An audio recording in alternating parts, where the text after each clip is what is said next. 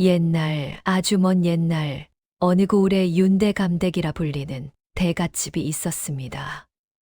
이 윤대감댁은 고을에서 제일 가는 명문가였으니 논밭이 천석지기에 달하고 하인만 50여 명을 부렸으며 고을 사또조차 윤대감 앞에서는 허리를 굽혀야 할 만큼 위세가 대단했습니다. 윤대감에게는 부인이 있었으니 사람들이 큰마님이라 불렀는데 이 큰마님이라는 사람이 성품이 몹시 까다롭고 독하여 혀끝이 칼날 같았습니다. 하인들은 큰마님을 뱀처럼 무서워했고 안채의 모든 일은 큰마님이 쥐락펴락했습니다. 외아들 윤석주는 나이 26이 되도록 장가를 들지 못했으니 큰마님의 눈이 너무 높았기 때문이었습니다. 가문이 맞지 않으면 안 되고 얼굴이 곱지 않아도 안 되며 지참금이 적어도 안 된다 하여 혼담이 들어와도 번번이 퇴짜를 놓았습니다. 게다가 윤석주라는 사람이 성품이 나약하고 우유부단하여 스스로 결정을 내리지 못했으니 어머니가 고르는 대로 따를 수밖에 없었습니다. 그러던 어느 해봄 마침내 혼처가 정해졌습니다. 신부는 이웃 고을 박참봉 댁의 외동딸이었는데 나이 17에 얼굴이 단정하고 바느질과 살림에 능하다 하여 큰마님이 점 찍은 것이었습니다. 그러나 박참봉 댁은 본래 양반가이긴 했으나 가세가 기울어 논밭이 몇마직이 남지 않았고 박참봉 본인은 벼슬도 없이 향교에서 훈장 노릇을 하며 근근히 살아가는 처지였습니다.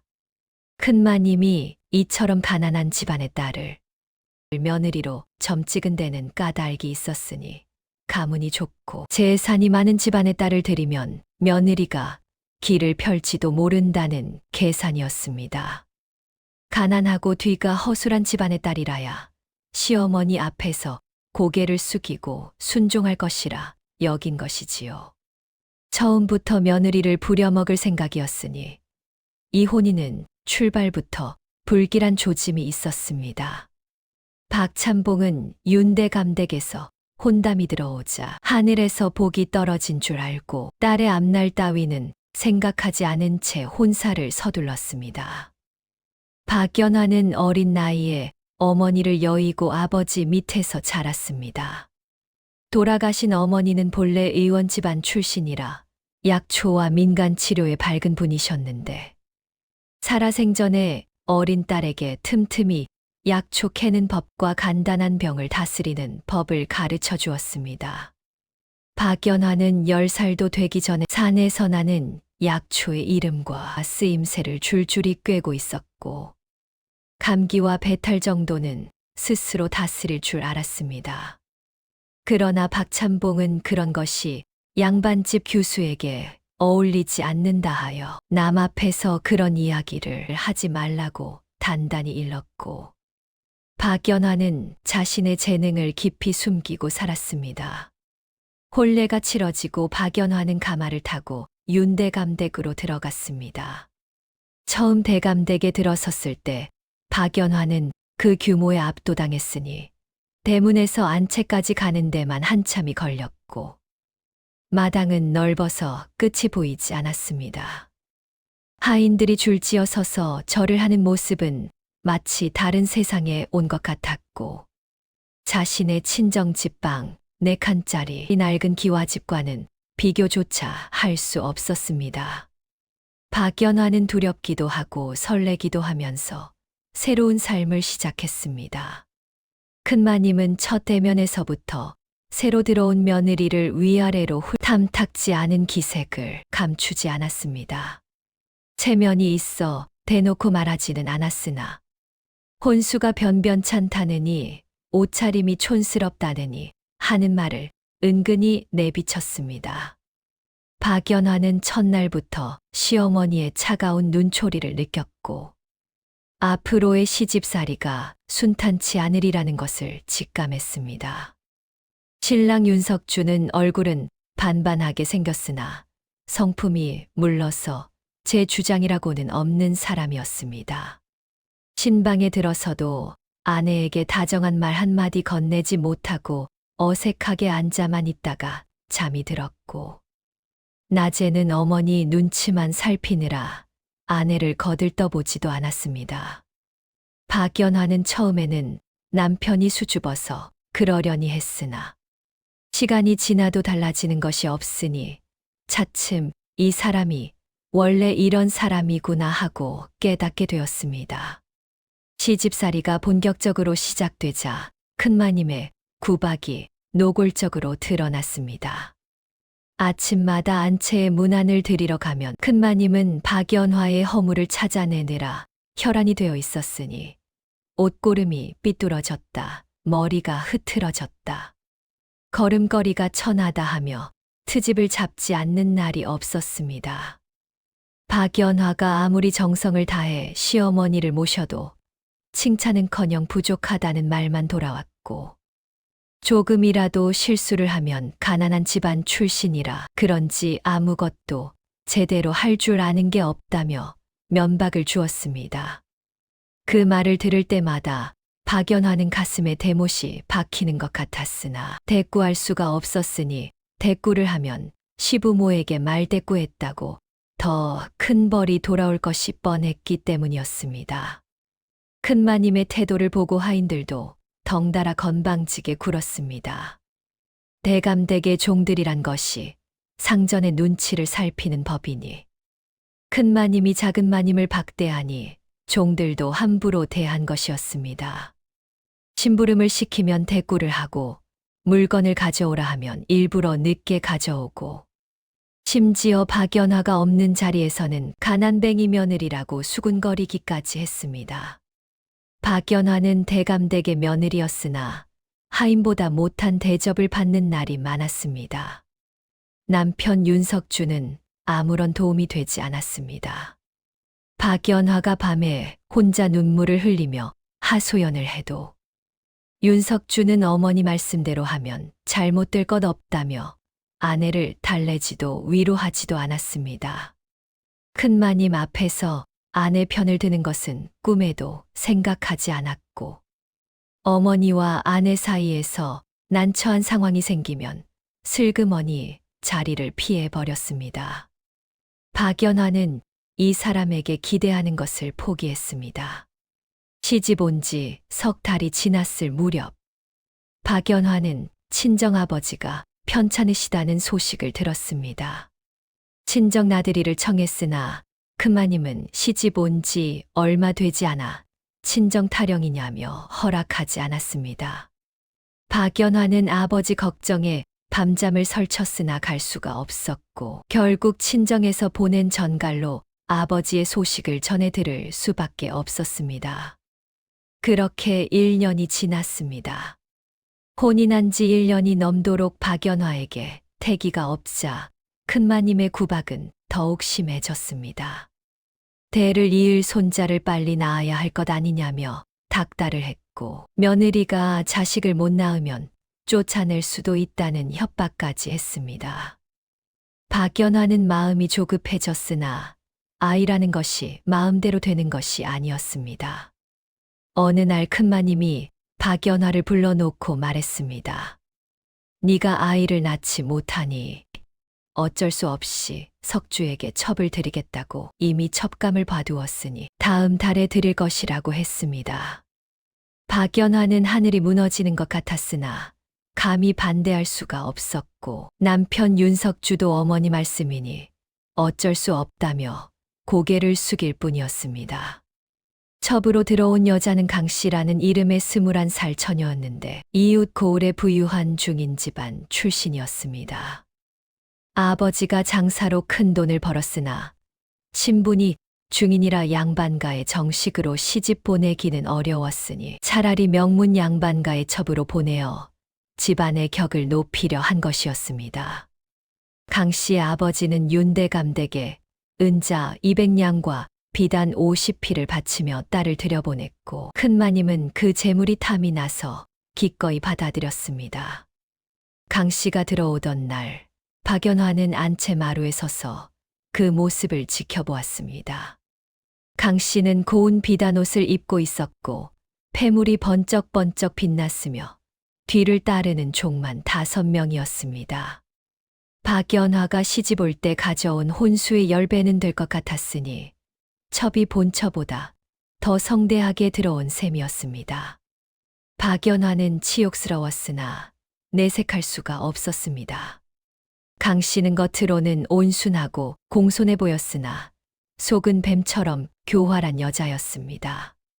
처음에는 박연화에게 공손히 예를 갖추며 마님마님하고 불렀으나 며칠만 지켜보니 이 집의 권력 구조가 어떻게 되어 있는지 금세 파악했습니다. 큰 마님이 작은 마님을 구박하고 남편은 아내 편을 들지 않으며 하인들조차 작은 마님을 깔본다는 것을 알아챈 것이었습니다. 강 씨는 속으로 쾌재를 불렀으니 이 정도면 박연화를 밀어내고 자신이 그 자리를 차지할 수도 있겠다고 계산한 것이었습니다. 강 씨는 큰 마님에게 교묘하게 아첨을 하기 시작했습니다. 아침 저녁으로 문안을 드리며 좋은 말만 골라서 했고 친정에서 보내온 좋은 음식과 비단과 폐물을 큰마님께 갖다 바쳤으며 밤이면 큰마님의 어깨와 다리를 주무르며 비위를 맞추었습니다. 큰마님은 금세 강 씨에게 마음이 기울었으니 며느리보다 첩이 훨씬 낫다며 공공연히 강 씨 편을 들기 시작했습니다. 강 씨의 위세가 높아지자 집안의 질서가 뒤틀리기 시작했습니다. 본래 첩은 본처 아래에서 예를 갖추어야 하는 법인데 강 씨는 점점 그 예를 무시하기 시작했습니다. 처음에는 마님이라고 부르던 것이 그냥 이름을 부르게 되었고 나중에는 반말까지 하기 시작했습니다. 하인들도 강 씨의 말을 먼저 듣고 작은 마님의 말은 뒷전으로 미루었으니 본처와 첩의 위치가 뒤바뀐 것이었습니다. 박연화는 분하고 억울했으나 호소할 곳이 없었습니다.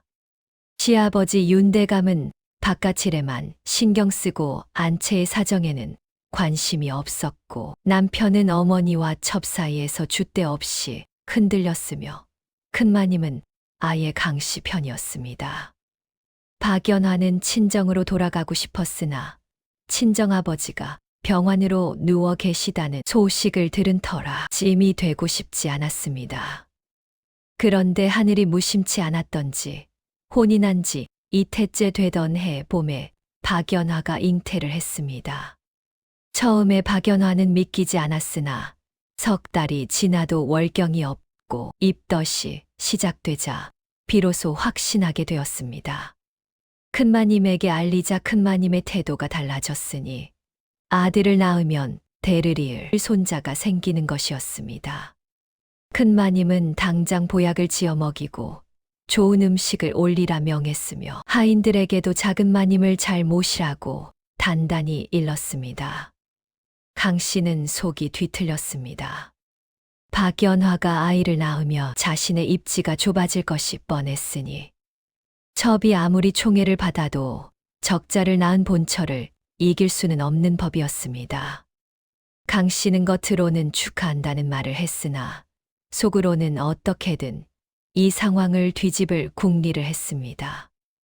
10달이 차고 박연화는 산기를 느꼈습니다. 밤새 진통을 겪은 끝에 동이틀 무렵 아이가 세상에 나왔는데 산파가 아이를 받아들고 환하게 웃으며 아드님이라고 외쳤습니다.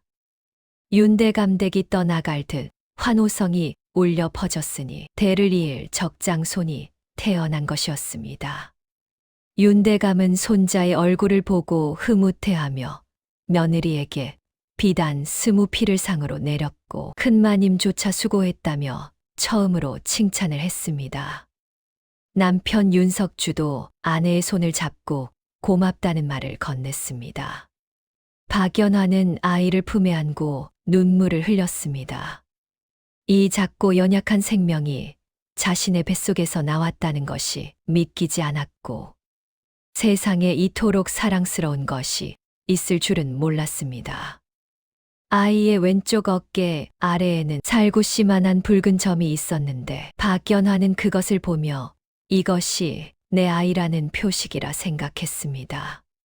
시집 와서 처음으로 행복을 느꼈으니 이 아이만 있으면 무슨 고생이든 버틸 수 있을 것 같았습니다. 그러나 기쁨은 오래 가지 않았습니다. 아이가 태어난 지 보름이 지났을 때 강 씨가 움직이기 시작했습니다. 강 씨는 큰마님에게 은밀히 찾아가 걱정스러운 표정을 지으며 말을 꺼냈습니다. 작은 마님께서 아이를 돌보시는 것을 보았는데 걱정이 된다고 아이가 울어도 젖을 주지 않고 가끔 멍하니 앉아 계시더라고. 혹시 산후의 심신이 불안정해지셔서 그런 게 아닌가 모르겠다고 했습니다. 물론 모두 거짓말이었으나 강 씨는 눈물까지 글썽이며 진심인 척 연기했습니다. 큰마님은 처음에는 반신반의했습니다. 그러나 강 씨가 며칠에 걸쳐 계속 비슷한 말을 했고 심지어 은자 10냥을 주고 매수한 하인까지 동원하여 같은 증언을 하게 하니 차츰 믿기 시작했습니다. 큰마님은 본래 며느리를 좋아하지 않았으니 나쁜 말을 고지 듣기가 쉬웠고 게다가 손자를 빼앗아 직접 키우고 싶은 욕심도 있었습니다. 양반가에서는 적장손을 할머니가 직접 키우는 경우도 있었으니 그것이 핑계가 될 수 있었습니다. 어느 날 밤 큰마님이 하인들을 이끌고 박연화의 방에 들이닥쳤습니다. 박연화는 아이에게 젖을 물리고 있다가 갑자기 문이 열리며 큰마님이 들어오자 깜짝 놀랐습니다. 큰마님의 얼굴이 차갑게 굳어 있었고 뒤에는 건장한 하인 2명이 서 있었습니다. 큰마님이 말했습니다. 아이를 내놓아라. 박연화는 무슨 말씀이시냐고 물었으나 큰마님은 냉정하게 대답했습니다. 네가 아이를 제대로 돌보지 못한다는 말을 들었다. 아이가 울어도 젖을 주지 않고 내버려 둔다 하더구나. 이 아이는 윤씨 가문의 적장손이니 내가 직접 키우겠다. 너는 몸조리나 하고 있거라. 박연화는 무릎을 꿇고 매달렸습니다. 그런 적 없다고, 아이를 누구보다 사랑한다고, 제발 아이를 빼앗지 말아달라고 울면서 호소했습니다. 그러나 큰마님은 꿈쩍도 하지 않았고 하인들이 다가와 박연화의 품에서 아이를 빼앗아 갔습니다. 아이가 울음을 터뜨렸고 박연화도 울부짖었으나 큰마님은 뒤도 돌아보지 않고 나가버렸습니다. 그날 밤 박연화는 미칠 것 같았습니다. 아이의 울음소리가 저 멀리 큰마님의 처소에서 들려왔으나 갈 수가 없었으니 가려고 하면 하인들이 막았습니다. 남편 윤석주에게 매달려 제발 아이를 돌려달라고 애원했으나 윤석주는 어머니 말씀이 옳을 것이라며 아내를 외면했습니다. 그런데 그것이 끝이 아니었습니다. 아이를 빼앗긴 지 열흘이 지났을 때 큰마님이 다시 박연화를 불렀습니다. 이번에는 대청의 시아버지 윤대감과 남편 윤석주, 그리고 집안의 어른 몇 분이 모여 있었습니다. 강 씨도 한쪽에 서 있었는데 표정을 감추고 있었으나 입꼬리가 살짝 올라가 있는 것을 박연화는 놓치지 않았습니다. 큰마님이 입을 열었습니다. 네 죄를 알겠느냐? 박연화는 무슨 말씀이시냐며 어리둥절해했습니다. 큰마님은 증거가 있다며 하인 하나를 앞으로 불러 세웠는데 그 하인은 강 씨가 매수해둔 자였습니다. 하인은 벌벌 떨면서 작은 마님께서 아이를 학대하시는 것을 보았다고, 아이가 울어도 일부러 내버려 두시고 심지어 아이의 뺨을 때리시기까지 했다고 거짓 증언을 했습니다. 박연화는 소리쳤습니다. 거짓말이라고, 자신은 그런 적이 없다고, 이것은 누군가의 모함이라고. 그러나 큰마님은 들은 척도 하지 않았습니다. 내가 아이를 학대했으니 어미 자격이 없다. 게다가 지금 시어머니인 나에게 소리를 질렀으니 이는 불경이다. 7거지약 중 하나인 시부모 불경에 해당하니 더 이상 이 집에 둘 수 없다고 선언했습니다. 박연화는 무릎을 꿇고 이마가 깨지도록 절을 하며 빌었습니다. 제발 다시 생각해달라고. 자신은 아이를 학대한 적이 없다고. 이것은 모함이라고. 시아버지 윤대감을 보며 대감 어른 살려주십시오 하고 울부짖었으나 윤대감은 집안일은 안 사람이 알아서 할 일이라며 고개를 돌렸습니다. 남편 윤석주를 보며 서방님 저를 믿어주세요 하고 애원했으나 윤석주는 땅만 바라보며 한마디도 하지 않았습니다. 마지막으로 박연화가 외쳤습니다. 제발 아이만은 데려가게 해주십시오. 큰마님이 차갑게 대답했습니다.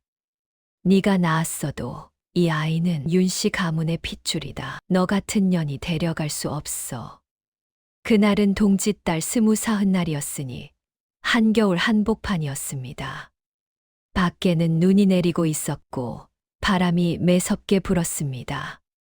박연화는 입고 있던 옷 그대로 대감댁에서 쫓겨났는데 손에 쥔 것이라고는 노잣돈으로 던져준 엽전 30잎이 전부였습니다. 겉옷도 없이 맨저고리 차림이었고 신발은 집신 한 켤레뿐이었습니다. 대문이 닫히는 소리가 쿵 하고 울렸습니다. 박연화는 차가운 땅바닥에 주저앉아 통곡했습니다. 아이를 빼앗기고 쫓겨나는 것도 억울한데 아이를 학대했다는 누명까지 쓰고 쫓겨나니 원통해서 미칠 것 같았습니다. 그러나 아무도 나와서 위로해주는 사람이 없었고 하늘에서는 눈만 펑펑 쏟아졌습니다. 박연화는 친정으로 가려 했습니다. 그러나 친정아버지 박찬봉이 지난 가을에 돌아가셨다는 소식을 들은 터였습니다. 시집 온 뒤로 친정나들이를 한 번도 허락받지 못해 아버지가 돌아가시는 것도 못 보았고 장례에도 참석하지 못했습니다. 친정집은 이미 빚 때문에 팔렸고 늙은 여종은 어디로 갔는지 알 수 없었습니다. 갈 곳이 없었습니다. 박연화는 터벅터벅 걸었습니다. 어디로 가는지도 모르고 그저 걸었으니 눈은 점점 거세게 내렸고 손발이 얼어붙었습니다. 하루가 지나고 이틀이 지나자 굶주림과 추위에 정신이 아득해졌습니다. 엽전 30잎으로 주막에서 밥 한 끼와 잠자리를 해결했으나 사흘째 되자 돈도 바닥났습니다. 나흘째 되는 날 박연화는 어느 산골 마을 어귀에서 쓰러졌습니다. 눈밭에 쓰러지니 차갑기는커녕 오히려 포근하게 느껴졌고 이대로 눈을 감으면 편하겠다는 생각이 들었습니다. 그러나 마지막 순간에도 떠오른 것은 아이의 얼굴이었으니 왼쪽 어깨 아래 붉은 점이 있던 아이. 겨우 보름 안아보고 빼앗긴 아이. 그 아이를 두고 죽을 수 없다는 생각이 희미하게 스쳤습니다. 눈을 떴을 때 박연화는 따뜻한 방 안에 누워 있었습니다. 낯선 천장이 보였고 몸에는 소미불이 덮여 있었으며 아궁이에서 따뜻한 기운이 올라오고 있었습니다. 고개를 돌리니 백발의 노파가 화로 앞에 앉아 뭔가를 다리고 있었습니다. 노파는 박연화가 눈을 뜬 것을 알아차리고 다행이라며 미소를 지었습니다. 노파의 이름은 최 씨였는데 이 산골 마을에서 의녀 노릇을 하며 혼자 살아가는 사람이었습니다. 젊은 시절 한양의 해민서에서 의녀 수업을 받았으나 여러 사연으로 고향에 내려와 평생을 홀로 지냈다고 했습니다. 마을 어귀에서 눈밭에 쓰러진 젊은 여인을 발견하여 업고 와서 약을 다려 먹이고 이불을 덮어 살린 것이었습니다. 박연화는 일어나려 했으나 몸에 힘이 없어 일어나지 못했습니다. 최이녀가 누워있으라며 아직 열이 채 내리지 않았다고 했습니다. 박연화는 눈물을 흘리며 살려주신 은혜를 어찌 갚아야 할지 모르겠다고 했습니다. 최이녀는 손을 저으며 갚을 것 없다고 했습니다. 그 대신 사정이 어찌 되느냐고 물었습니다. 양반집 교수로 보이는데 왜 한겨울에 이런 곳에서 쓰러져 있었느냐고. 박연화는 한참을 망설이다가 자신의 이야기를 털어놓았습니다. 시집살이의 고통부터 첩이 들어온 것, 아이를 낳고 빼앗긴 것, 모함을 당해 쫓겨난 것까지 모든 것을 말했습니다. 말하면서 또 눈물이 쏟아졌고 한참을 울다가 겨우 진정했습니다. 최인여는 말없이 다 듣고 나서 한숨을 쉬며 말했습니다. 세상에 그런 독한 것들이 있구나. 최인여는 박연화에게 갈 곳이 없으면 자신과 함께 지내자고 제안했습니다. 혼자 사는 것이 적적했는데 마침 말동무가 생기면 좋겠다고. 집안일을 도와주면 밥과 잠자리는 해결될 것이라고 했습니다. 박연화는 감사하다며 고개를 숙였고 그날부터 최인여의 집에서 지내게 되었습니다. 처음에 박연화는 허드렛 일을 도우며 몸을 추스렸습니다. 밥을 짓고 빨래를 하고 마당을 쓸면서 차츰 기력을 회복했고 최인여가 환자를 돌볼 때면 옆에서 심부름을 했습니다. 최인여는 산골 마을 사람들의 병을 치료해주고 그 대가로 쌀이나 나물이나 계란을 받았는데 가난한 사람에게는 공짜로 치료해주기도 했습니다. 어느 날 최인여가 박연화를 불러앉히고 물었습니다. 네가 약초에 대해 좀 아는 것 같구나. 박연화가 놀라서 어떻게 아셨느냐고 하자 최인여는 네가 심부름 갈 때 약초 이름을 한 번 들으면 다시 묻지 않더라고. 쪽두리풀과 투구꽃을 단번에 구분하던데 그건 배우지 않으면 알 수 없는 것이라고 했습니다. 박연화는 돌아가신 어머니가 약초에 밝은 분이셨다고 어릴 때 조금 배운 것이 있다고 대답했습니다. 최인여의 눈이 빛났습니다. 그렇다면 제대로 가르쳐 줄 터이니 배워볼 생각이 있느냐고 물었습니다. 박연화는 잠시 망설였습니다. 의술이란 것이 천한 일은 아니나 양반가 여자가 하기에는 어울리지 않는다는 생각이 있었기 때문이었습니다. 그러나 이내 고개를 끄덕였으니 자신은 이미 쫓겨난 몸이고 양반이니 뭐니 따질 처지가 아니었습니다. 무엇보다 힘을 길러야 했으니 빈손으로는 아이를 되찾을 수 없다는 것을 알았기 때문이었습니다. 그날부터 박연화는 본격적으로 의술을 배우기 시작했습니다. 최인여는 훌륭한 스승이었으니 수십 년간 쌓은 경험을 아낌없이 전수해 주었습니다. 맥을 짚는 법부터 시작하여 약을 짓는 법, 침을 놓는 법, 뜸을 뜨는 법, 병의 원인을 알아내는 법까지 하나하나 가르쳤습니다. 박연화는 어릴 때 어머니에게 기초를 배워둔 덕에 다른 사람보다 빠르게 익혔고 밤낮으로 공부하여 하루가 다르게 실력이 늘었습니다. 특히 박연화가 뛰어났던 분야는 부인병과 아이들의 병이었습니다. 본인이 아이를 낳아본 경험이 있어서인지 산모를 돌보는 일에 남다른 감각이 있었고 아이들의 병을 치료할 때면 마치 자기 아이를 돌보듯 정성을 다했습니다.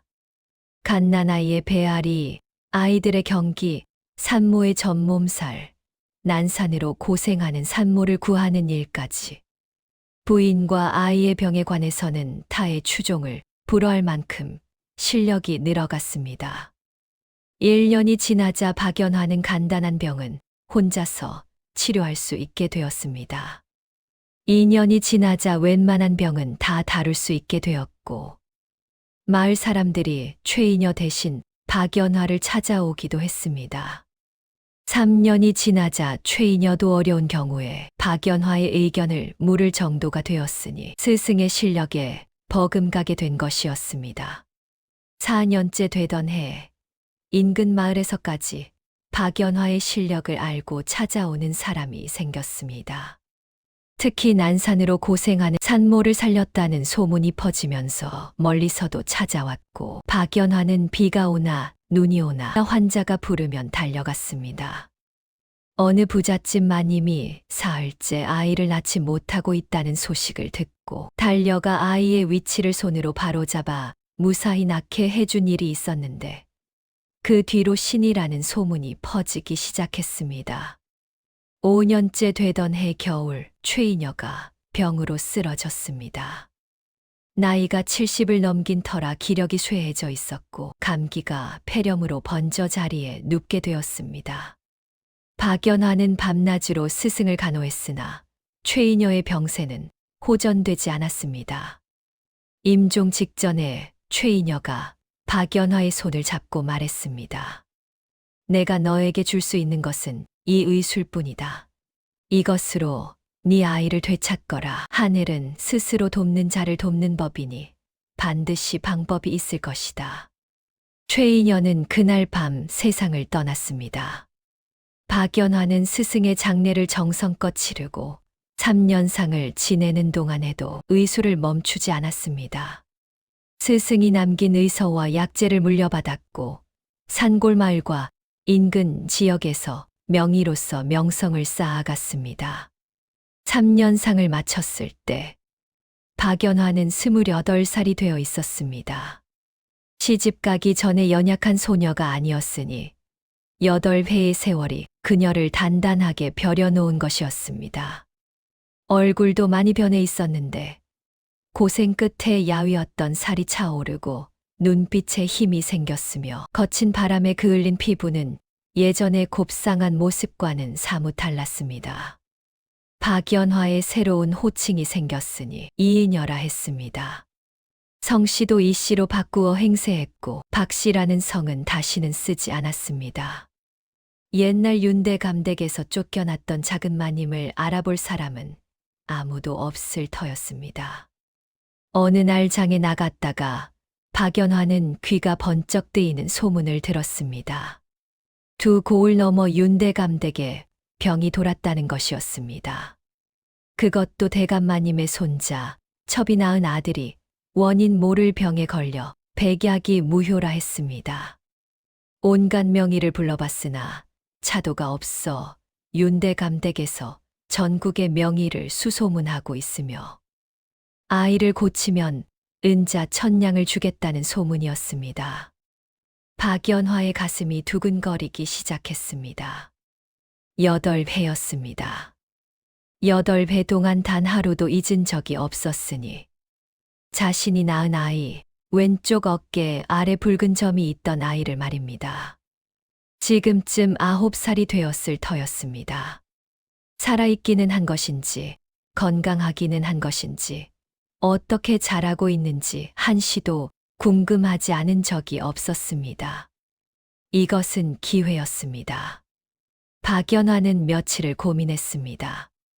대감댁에 들어가면 자신을 알아보는 사람이 있을지도 모른다는 두려움이 있었습니다. 그러나 이 기회를 놓치면 아이를 볼 수 있는 날이 언제 올지 알 수 없었습니다.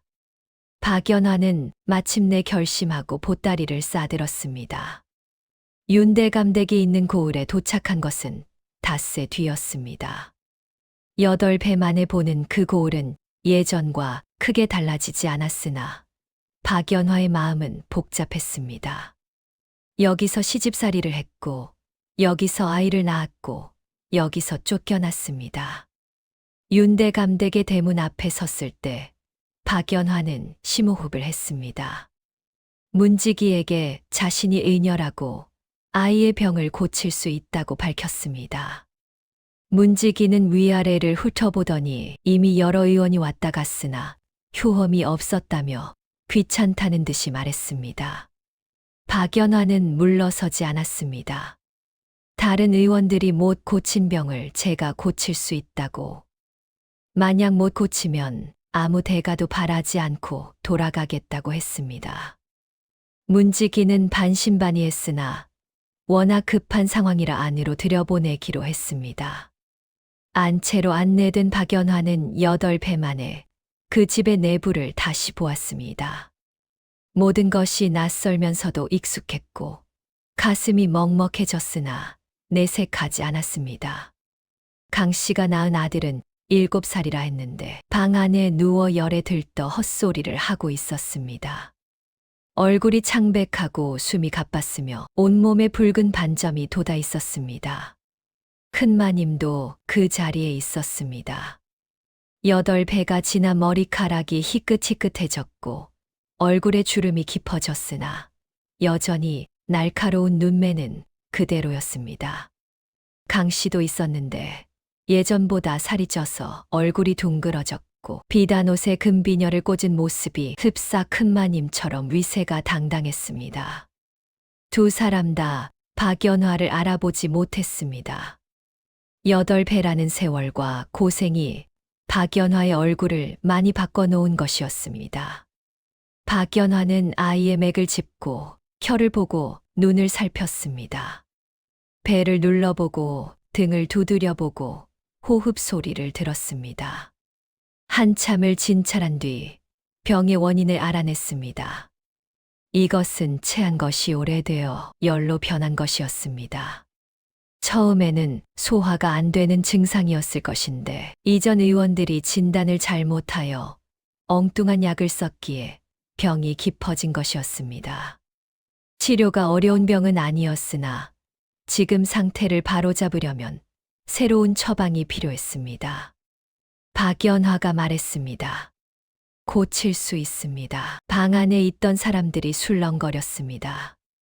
큰마님이 정말이냐고 물었고 박연화는 3일만 시간을 주시면 차도가 있을 것이라고 대답했습니다. 박연화는 약을 짓기 시작했습니다. 직접 약재를 골라 다렸고 아이에게 먹였습니다. 하루가 지나자 열이 조금 내렸습니다.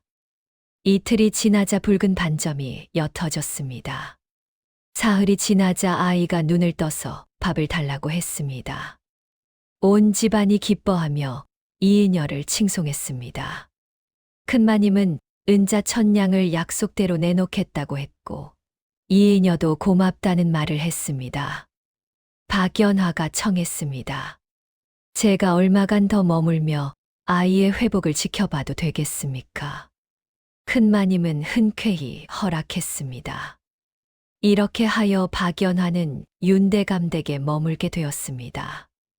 며칠이 지나자 박연화는 자연스럽게 집안 사정을 알게 되었습니다. 하인들의 수군거림을 듣고 이런저런 일을 눈으로 보고 조각조각 흩어진 정보를 맞추어 나갔습니다. 자신이 낳은 아들은 살아 있었습니다. 이름은 윤준이라 했는데 올해 9살이었습니다. 그러나 아이의 처지는 비참했습니다. 정실 소생의 적장손임에도 불구하고 강 씨에게 구박을 받으며 자라고 있었습니다. 강 씨가 아들을 낳은 뒤로 강 씨의 위세가 하늘을 찔렀고 큰마님도 강 씨의 아들을 더 귀여워했습니다.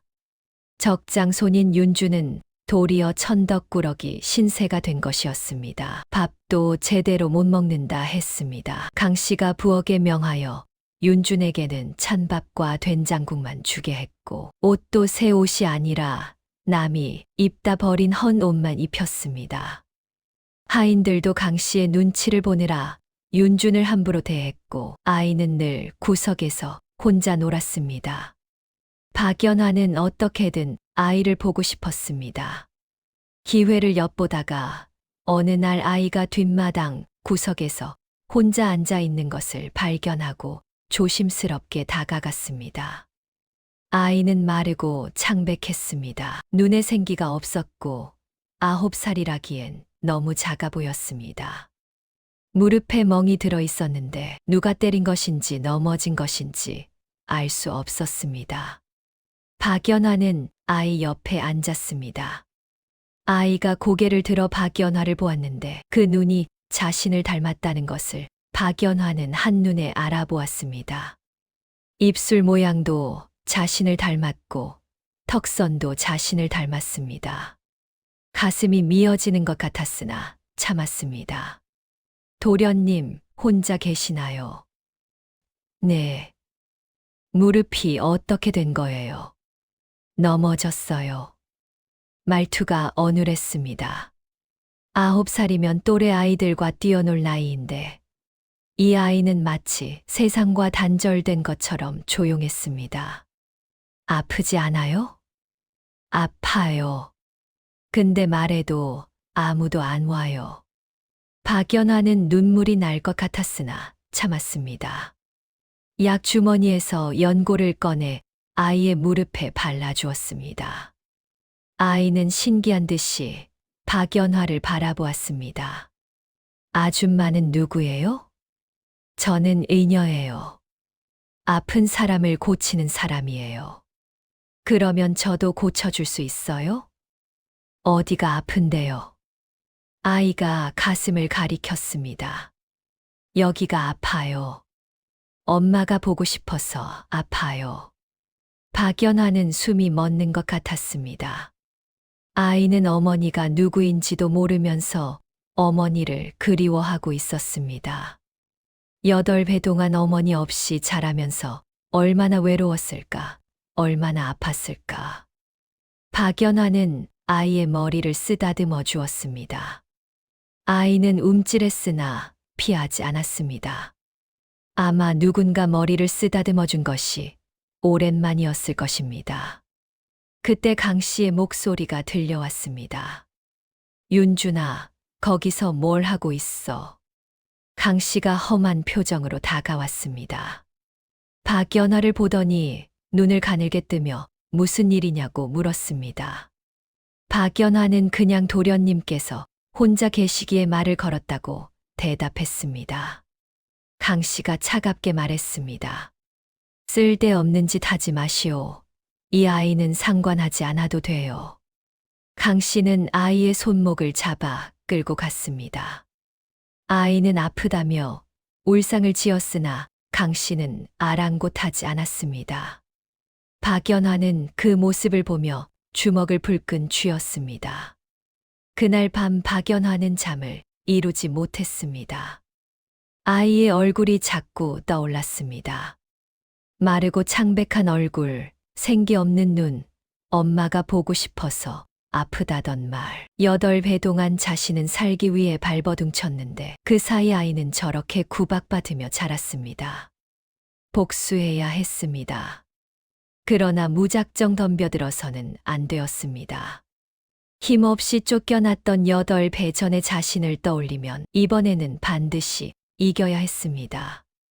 그러려면 증거가 필요했고 아군이 필요했으며 적의 약점을 알아야 했습니다. 박연화는 계획을 세우기 시작했습니다. 우선 하인들의 마음을 얻어야 했습니다. 아픈 하인이 있으면 공짜로 치료해주고 고민이 있는 하인에게는 말벗이 되어 주었습니다. 처음에는 경계하던 하인들도 차츰 마음을 열었고 박연화에게 이런저런 이야기를 해주기 시작했습니다. 그렇게 해서 알게 된 것들이 있었습니다. 8배 전 박연화가 쫓겨날 때 거짓 증언을 했던 하인이 아직 대감댁에 있었습니다. 그 하인의 이름은 막쇠라 했는데 강 씨에게 은자 10냥을 받고 거짓말을 했던 것이었습니다. 막쇠는 그 뒤로 죄책감에 시달렸다고 했으나 말할 수가 없었으니 말하면 자신도 죽을 것이 뻔했기 때문이었습니다. 지금은 마구간지기로 일하고 있었습니다. 강 씨가 큰마님에게 뇌물을 바쳐왔다는 것도 알게 되었습니다. 강 씨의 친정에서 해마다 보내오는 재물 중 상당 부분이 큰마님에게 들어갔으니 큰마님이 강 씨 편을 드는 것은 정 때문만이 아니라 돈 때문이기도 했습니다. 이것은 강 씨와 큰마님이 결탁했다는 증거였습니다. 강 씨가 윤준을 학대해왔다는 것도 알게 되었습니다.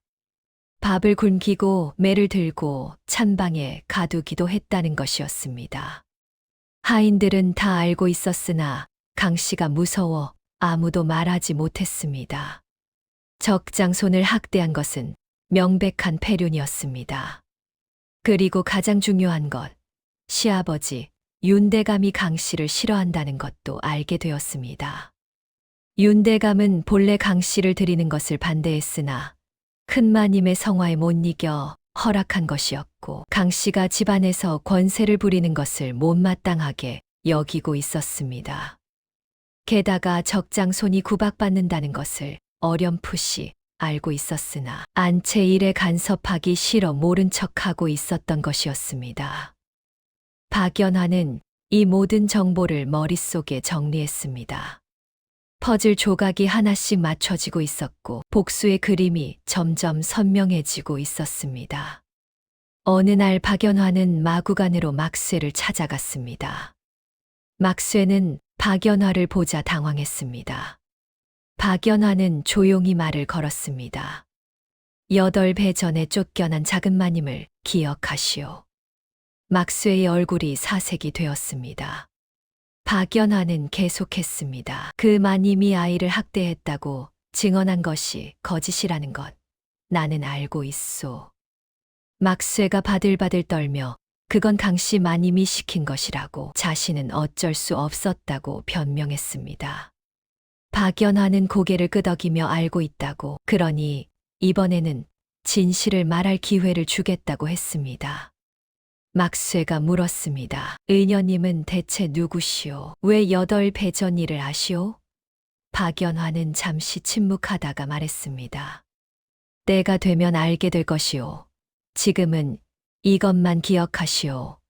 내가 부를 때 진실을 증언해주면 8배 전의 죄는 묻지 않겠소. 그러나 거절하면 그대도 무사하지 못할 것이오. 막쇠는 잠시 망설이다가 고개를 끄덕였습니다. 박연화는 또 다른 증거를 찾아 나섰습니다.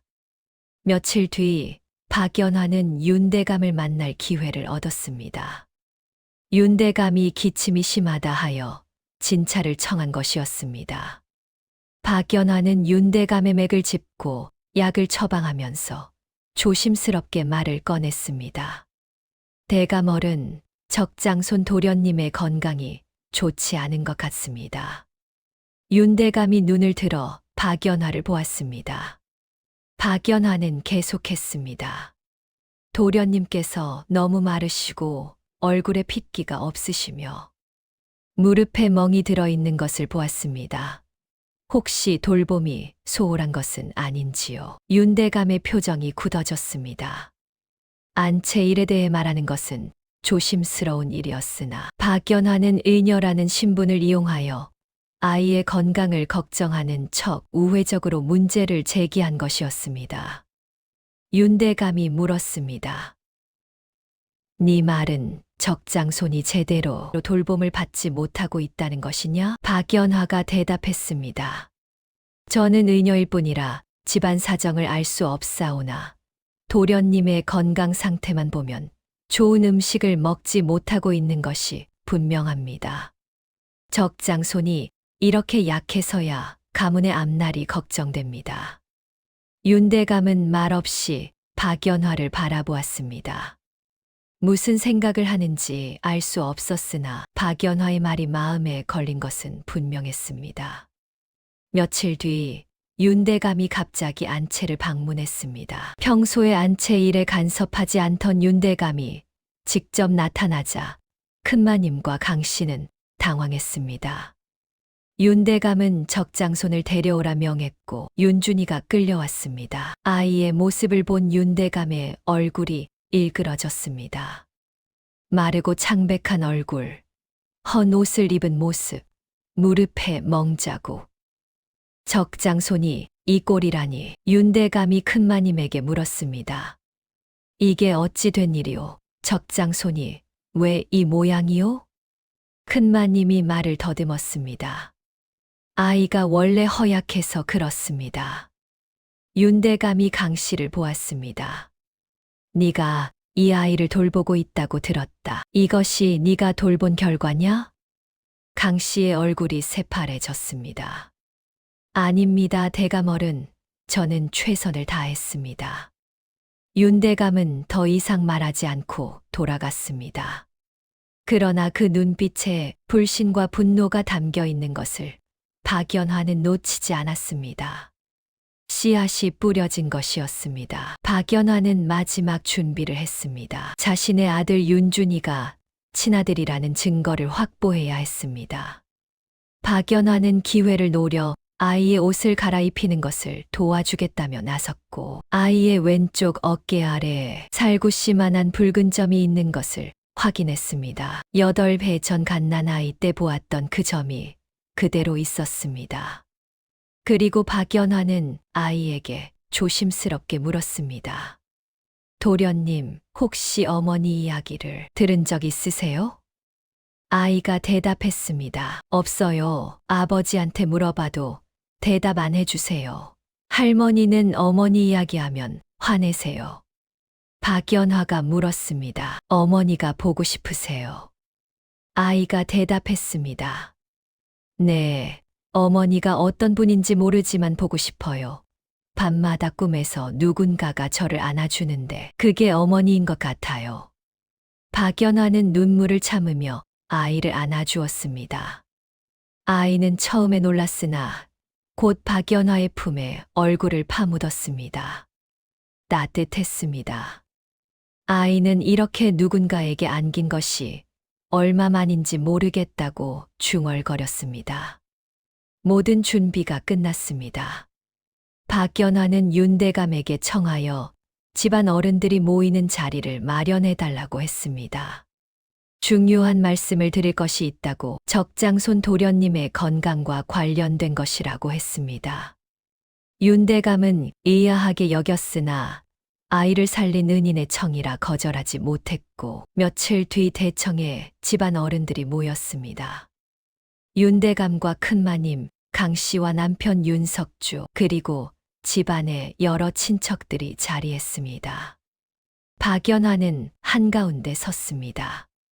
박연화가 입을 열었습니다. 오늘 저를 불러주셔서 감사합니다. 제가 드릴 말씀은 강씨 마님의 아드님 병에 관한 것이 아닙니다. 8배 전에 이 집에서 쫓겨난 한 여인에 관한 것입니다. 방 안이 술렁거렸습니다. 큰마님의 얼굴이 굳어졌고 강씨는 불안한 눈으로 박연화를 바라보았습니다. 박연화가 계속했습니다. 8배 전 이 집의 작은 마님이 아이를 학대했다는 누명을 쓰고 한겨울에 쫓겨났습니다. 그 여인은 아이를 낳은 지 한 달밖에 안 되었는데 친자식을 빼앗기고 맨몸으로 내쫓겼지요. 윤대감이 물었습니다. 그 일을 내가 어찌 아느냐? 박연화가 대답했습니다. 그때 그 여인이 아이를 학대했다고 증언한 하인이 있었습니다. 그 하인을 이 자리에 부르겠습니다. 문이 열리고 막쇠가 들어왔습니다. 막쇠는 바들바들 떨면서 강씨를 쳐다보았고 강씨의 얼굴이 하얗게 질렸습니다. 박연화가 물었습니다. 막쇠, 8배 전 네가 한 증언이 진실이었느냐? 막쇠는 잠시 망설이다가 고개를 숙이며 대답했습니다. 아닙니다. 거짓이었습니다. 방 안에 탄성이 터져 나왔습니다. 윤대감이 눈을 부릅뜨며 뭐라고 외쳤고 큰마님은 말도 안 된다며 소리를 질렀습니다. 막쇠는 모든 것을 털어놓았습니다.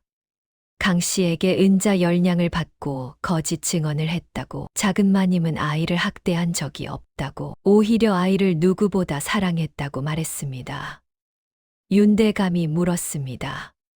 그러면 8배 전 쫓겨난 연화는 억울하게 쫓겨난 것이란 말이냐? 막쇠가 고개를 끄덕였습니다. 강씨가 벌떡 일어나 소리를 질렀습니다. 거짓말이야. 저 종놈이 무슨 꿍꿍이가 있어서 저러는 거야. 그때 박연화가 한 걸음 앞으로 나섰습니다. 강씨 마님, 저를 알아보시겠습니까? 강씨가 박연화를 보았습니다. 박연화는 천천히 말했습니다. 저는 8배 전 이 집에서 쫓겨난 그 여인입니다. 작은 마님이었던 박연화, 바로 저입니다. 방 안이 얼어붙었습니다. 큰 마님의 입이 벌어졌고 강씨는 뒷걸음질을 쳤으며 남편 윤석주는 귀신이라도 본 것처럼 창백해졌습니다. 큰 마님이 중얼거렸습니다. 거짓말, 그녀는 죽었어. 죽었을 거야. 박연화가 말했습니다. 죽지 않았습니다. 한겨울에 쫓겨나 죽을 뻔했으나 살아남았습니다. 그리고 8회 동안 힘을 길러 돌아왔습니다. 윤대감이 물었습니다. 증거가 있느냐? 네가 정말 8배 전에 내 쫓겨난 며느리라는 증거가? 박연화가 대답했습니다. 있습니다. 박연화는 윤준을 데려오게 했습니다. 아이가 들어오자 박연화는 아이의 옷을 살짝 내려 왼쪽 어깨를 드러냈습니다. 살구씨만한 붉은 점이 선명하게 보였습니다. 박연화가 말했습니다. 이 아이가 태어났을 때 저는 이 점을 보고 이것이 내 아이라는 표식이라 생각했습니다. 8배가 지났어도 이 점은 그대로입니다. 이 아이는 제가 낳은 제 아들입니다. 윤대감이 아이에게 다가가 점을 확인했습니다. 그리고 고개를 끄덕이며 말했습니다. 틀림없이 이 아이가 태어났을 때 이런 점이 있었다. 윤대감이 물었습니다. 그러면 정말로 8배 전 쫓겨난 며느리가 살아 돌아온 것이냐? 박연화가 대답했습니다. 그렇습니다. 방 안이 난리가 났습니다.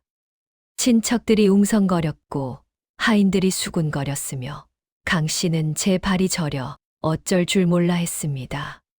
큰마님은 말도 못하고 굳어 있었습니다. 박연화가 계속했습니다. 그리고 한 가지 더 밝힐 것이 있습니다. 박연화는 강 씨를 바라보며 말했습니다. 강 씨 마님, 8배 동안 적장손 윤준 도련님을 어떻게 대하셨습니까? 강 씨가 당황하며 말했습니다. 무슨 소리요? 잘 돌봤소. 박연화가 말했습니다. 거짓말입니다. 강 씨 마님은 적장손을 학대해 왔습니다. 밥을 굶기고 매를 들고 찬방에 가두기도 했습니다. 이것은 제가 직접 확인한 것입니다. 윤대감의 얼굴이 벌겋게 달아올랐습니다. 적장손을 학대했다고 그것이 사실이냐? 박연화가 대답했습니다. 사실입니다. 이 자리에 계신 하인들 중에 목격한 사람이 많습니다. 윤대감이 하인들을 둘러보며 외쳤습니다. 사실이냐? 정말로 강 씨가 적장손을 학대했느냐? 하인들이 서로 눈치를 보다가 한 명이 앞으로 나와 무릎을 꿇었습니다. 사실입니다. 대감어른, 강 씨 마님께서 도련님을 자주 때리시고 밥을 굶기시는 것을 보았습니다. 또 한 명이 나왔습니다. 저도 보았습니다. 한겨울에 도련님을 찬방에 가두시는 것을 보았습니다. 하인들이 줄줄이 증언을 했습니다. 강 씨의 얼굴이 새파래졌고 큰마님도 당황한 기색을 감추지 못했습니다. 윤대감이 벌떡 일어났습니다. 강 씨, 이게 사실이냐? 강 씨가 바닥에 엎드려 빌었습니다. 대감어른, 저는 윤대감이 큰마님을 바라보며 물었습니다. 부인은 이것을 알고 있었소. 큰마님이 말을 더듬었습니다. 저는 몰랐습니다. 박연화가 말했습니다. 큰마님께서는 모르신 것이 아닙니다. 알고도 모른 척 하셨습니다. 강 씨의 친정에서 해마다 보내온 재물을 받으셨기 때문입니다. 큰마님의 얼굴이 사색이 되었습니다. 윤대감이 아내를 바라보는 눈빛이 차갑게 변했습니다. 윤대감이 말했습니다. 부인 정말 그렇소. 큰마님이 아무 말도 하지 못했습니다. 침묵은 시인이었습니다. 윤대감이 천천히 입을 열었습니다. 8배 전 나는 집안일은 부인이 알아서 할 일이라며 외면했소. 그것이 잘못이었소. 내 며느리가 억울하게 쫓겨나고 내 손자가 학대받는 것을 모른 척했으니 이것은 나의 죄이기도 하오. 윤대감이 박연화를 바라보았습니다. 네가 정말로 8배 전에 쫓겨난 며느리라면 큰 억울함을 당한 것이니 내가 사과하겠다. 박연화가 말했습니다. 대감어른의 사과는 감사히 받겠습니다. 그러나 저는 사과보다 더 중요한 것을 원합니다. 윤대감이 물었습니다. 그래, 무엇이냐? 박연화가 대답했습니다. 첫째, 강 씨를 이 집에서 내쫓아 주십시오. 거짓 모함으로 본처를 쫓아내고 적장손을 학대한 죄는 용서받을 수 없습니다. 윤대감이 고개를 끄덕였습니다. 마땅한 요구다. 박연화가 말했습니다. 둘째, 제 아들 윤준의 양육권을 저에게 주십시오. 이 아이는 제가 낳은 아이입니다. 8회 동안 떨어져 있었으니 이제는 제가 키우겠습니다. 윤대감이 잠시 생각하다가 말했습니다. 적장손을 내보낼 수는 없다. 그러나 네가 이 집에 다시 들어와 아이와 함께 지내는 것은 허락하겠다. 박연화가 고개를 저었습니다. 저는 이 집에 다시 들어오지 않겠습니다. 방 안이 술렁거렸습니다. 윤대감이 물었습니다. 무슨 말이냐? 며느리 자리를 되찾겠다는 것이 아니냐? 박연화가 대답했습니다. 아닙니다. 저는 8배 동안 혼자 힘으로 살아왔습니다. 의술을 배워 스스로 생계를 꾸려왔고, 이제는 이 고을에서 제법 이름이 알려진 의녀가 되었습니다. 저는 더 이상 누군가의 며느리로, 누군가의 아내로 살고 싶지 않습니다. 저는 저 자신으로 살겠습니다. 윤석주가 나섰습니다. 부인, 내가 잘못했소. 제발 다시 함께 살아주시오. 박연화가 윤석주를 바라보았습니다. 8배 전, 저는 당신에게 도움을 청했습니다. 그때 당신은 어머니 말씀이 옳을 것이라며 저를 외면했습니다. 저는 한겨울에 쫓겨나 굶어 죽을 뻔했고 8배 동안 혼자 힘으로 살아남았습니다. 박연화가 말을 이었습니다. 당신은 남편이면서 아내를 지켜주지 못했고 아버지이면서 아들을 지켜주지 못했습니다. 저는 그런 사람과 다시 부부로 살 수 없습니다. 윤석주가 무릎을 꿇고 애원했습니다. 제발, 제발 한 번만 용서해 주시오. 박연화가 말했습니다. 용서는 합니다. 그러나 다시 함께 살 수는 없습니다. 윤대감이 물었습니다. 그렇다면 네가 원하는 것이 무엇이냐? 박연화가 대답했습니다. 제 아들을 데리고 이 집을 나가겠습니다. 아이가 자라서 과거에 응시할 나이가 되면 그때 본가로 돌아오게 하겠습니다. 그때까지는 제가 키우겠습니다. 윤대감이 한참을 생각했습니다. 적장손을 내보내는 것은 가문의 체면에 관계된 일이었으나 8회 전 억울하게 쫓겨난 며느리에게 저지른 잘못이 너무 컸습니다. 윤대감이 말했습니다. 좋다, 허락하겠다.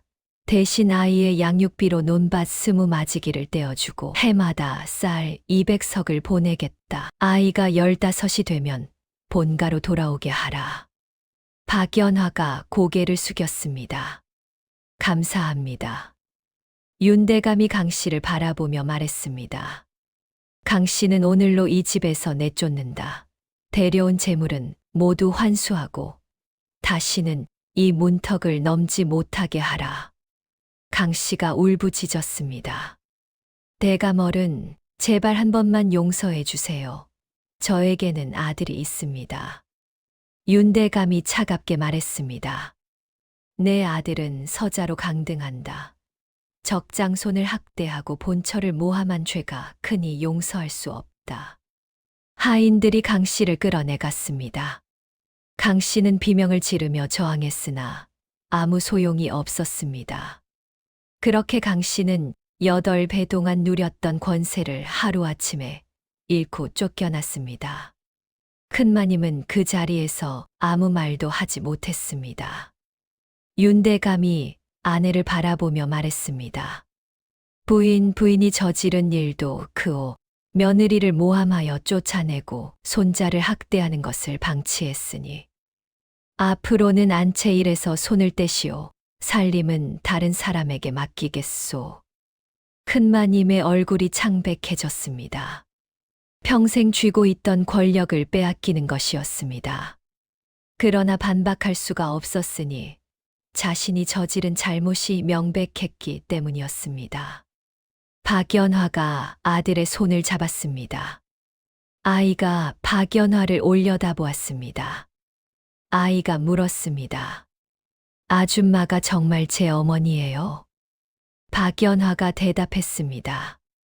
그래, 내가 내 어머니란다. 아이의 눈에 눈물이 고였습니다. 어머니. 박연화는 아이를 꼭 껴안았습니다. 8배 만이었습니다. 8배 동안 그리워했던 아이를 품에 안은 것이었습니다. 눈물이 왈칵 쏟아졌습니다. 어머니, 왜 이제 왔어요? 아이가 울면서 물었습니다. 미안하다. 더 일찍 오지 못해서 미안하다. 이제는 다시 안 떨어질 거야. 박연화는 아이를 안고 한참을 울었습니다. 그날 박연화는 아들의 손을 잡고 윤대감댁을 나섰습니다. 대문을 나서며 뒤를 돌아보니 8배 전 쫓겨났던 그 대문이 보였습니다. 그때는 빈손으로 눈밭에 쫓겨났으나 이제는 아들의 손을 잡고 당당하게 걸어 나가는 것이었습니다. 아이가 물었습니다. 어머니, 어디로 가요? 박연화가 대답했습니다. 우리 집으로 가자. 내가 새 집을 마련해 놓았단다. 거기에는 맛있는 것도 있어요? 박연화가 웃었습니다. 그럼 맛있는 것도 많고 따뜻한 이불도 있고 무엇보다 엄마가 있단다. 아이가 환하게 웃었습니다. 8배 만에 처음으로 아이의 얼굴에 진심 어린 웃음이 피어났습니다.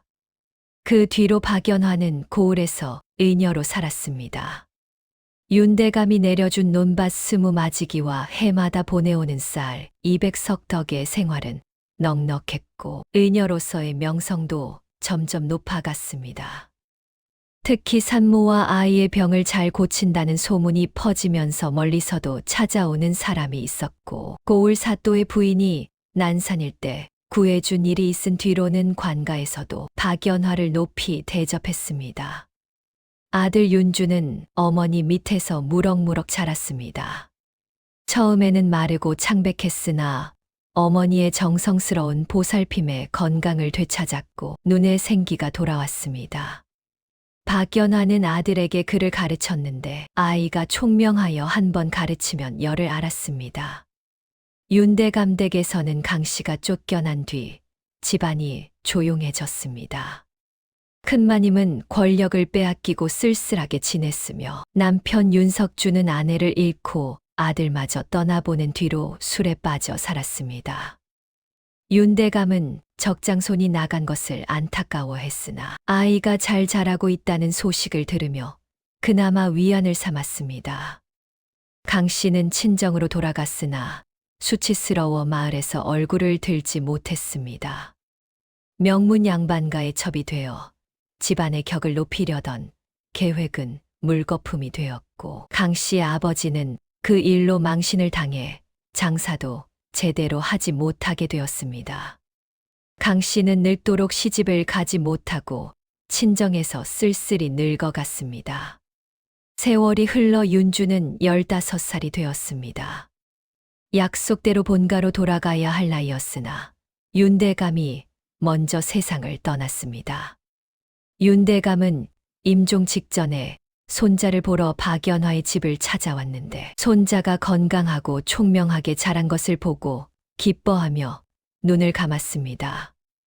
윤대감은 유언으로 적장손 윤준에게 가문을 맡긴다고 했고 모든 재산의 절반을 윤준에게 물려주었습니다. 윤준은 18살에 과거에 응시했습니다. 박연화는 아들에게 과거를 보라고 권하지 않았으나 아들이 스스로 원했습니다. 어머니의 억울했던 사연을 세상에 알리고 싶다고 높은 자리에 올라 어머니를 떳떳하게 모시고 싶다고 했습니다.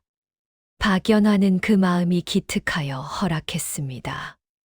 윤주는 첫 번째 시험에서 장원을 했습니다. 소문이 쫙 퍼졌으니 쫓겨난 며느리가 홀로 키운 아들이 과거에 장원급제했다는 이야기가 고을을 넘어 온 나라에 퍼졌습니다. 사람들은 그 이야기를 전하며 하늘은 스스로 돕는 자를 돕는다고, 악인은 반드시 벌을 받는다고 말했습니다. 윤주는 벼슬길에 올라 승승장구했습니다. 어머니에게 효도하는 것으로 이름이 나서 임금의 귀에까지 들어갔고, 임금이 직접 효자라 칭찬하며 상을 내렸습니다. 박연화는 아들 덕에 정경 부인의 첩지를 받았으니 한때 쫓겨났던 작은 마님이 이제는 당당한 정경 부인이 된 것이었습니다. 큰 마님은 며느리가 정경 부인 첩지를 받았다는 소식을 듣고 쓰러졌습니다. 자신이 쫓아냈던 며느리가 자신보다 높은 지위에 오른 것이 치욕스러웠으나 이미 모든 것을 잃은 뒤였습니다. 큰마님은 얼마 뒤 병으로 세상을 떠났는데 죽기 전에 며느리를 잘못 대한 것을 뉘우친다는 말을 남겼습니다. 남편 윤석주도 술병으로 일찍 세상을 떠났습니다. 아내를 지켜주지 못하고 아들을 지켜주지 못한 죄책감에 평생 시달리다 쓸쓸히 죽어간 것이었습니다. 박연화는 오래도록 그녀로 살다가 70살에 세상을 떠났습니다. 임종 때 아들과 손주들이 모두 모여 있었고 박연화는 평화로운 얼굴로 눈을 감았습니다. 장례는 성대하게 치러졌으니 고을 사람들이 모두 나와 조문을 했습니다. 박연화가 살린 목숨이 수백에 달했으니 그 은혜를 잊지 못한 것이었습니다. 훗날 사람들은 이 이야기를 전하며 말했습니다.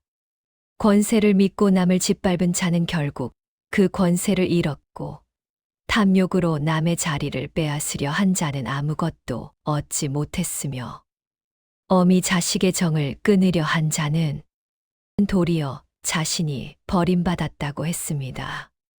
반면 버려지고 쫓겨났으나 스스로 힘을 길러 일어선 여인은 아들을 되찾고 복을 누렸으니 하늘은 결코 착한 사람을 버리지 않는다고 했습니다.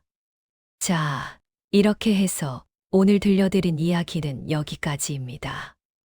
옛 이야기란 한 번 듣고 끝내기보다는 곱씹을수록 또 다른 맛이 나는 법이지요. 오늘 이야기가 마음에 남으셨다면 구독과 좋아요를 꼭 눌러주시고 다음 이야기도 함께 들어주시기 바랍니다. 저는 또 다른 이야기를 들고 조용히 돌아오겠습니다. 감사합니다.